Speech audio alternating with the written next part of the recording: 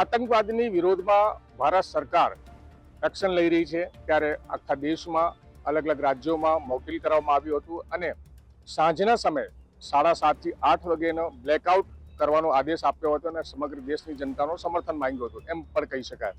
તો સુરત શહેરમાં સુરતની જનતાએ સરકારને આતંકવાદ વિરુદ્ધ લડવા માટે સમર્થન આપ્યું છે. પહેલગામની જે ઘટના બની હતી એનો ક્યાંક ને ક્યાંક વિરોધ કરવામાં આવ્યો છે અને પાકિસ્તાન ઉપર સરકારે જે હુમલો કર્યો છે, આતંકવાદી અડ્ડાઓને ધ્વસ્ત કર્યા છે, એનું પણ સમર્થન કરવામાં આવ્યું છે. તસવીરોના માધ્યમથી હું આપને જણાવી રહ્યો છું. અત્યારે આપ જોઈ શકો છો સુરત શહેરની આ તસવીરો છે.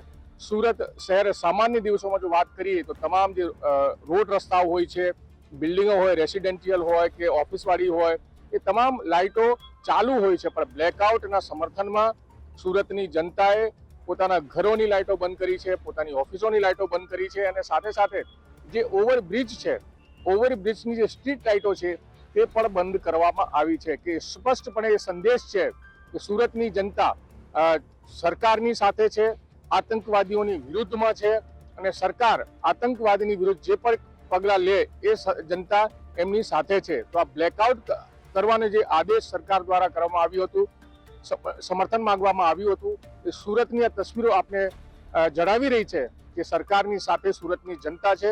હું તસવીરોના માધ્યમથી આજે અત્યારે અમે જે ઊભા છીએ તે મજુરા ગેટ વિસ્તાર છે અને અહીંયા 3 લેયર ઓવરબ્રિજ નીકળે છે. તમામ બ્રિજની સ્ટ્રીટ લાઇટો છે તે પણ બંધ જોવા મળી રહી છે.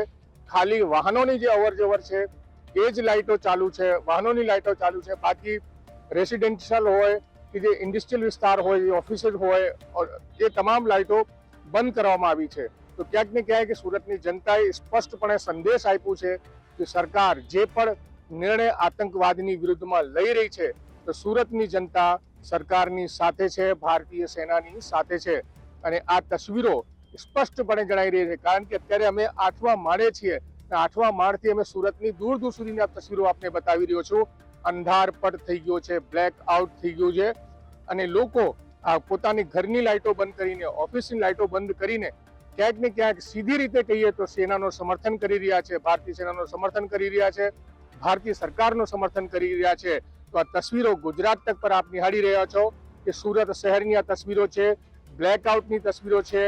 રોડ રસ્તા પર ચાલતા વાહનોની લાઇટો સિવાય તમામ પ્રકારની લાઇટો લોકો દ્વારા બંધ કરવામાં આવી છે. અંધારપટ થઈ ગયો છે અને જે સાબિત કરે છે કે સરકારની સાથે સુરતની જનતા છે, સેનાની સાથે સુરતની જનતા છે.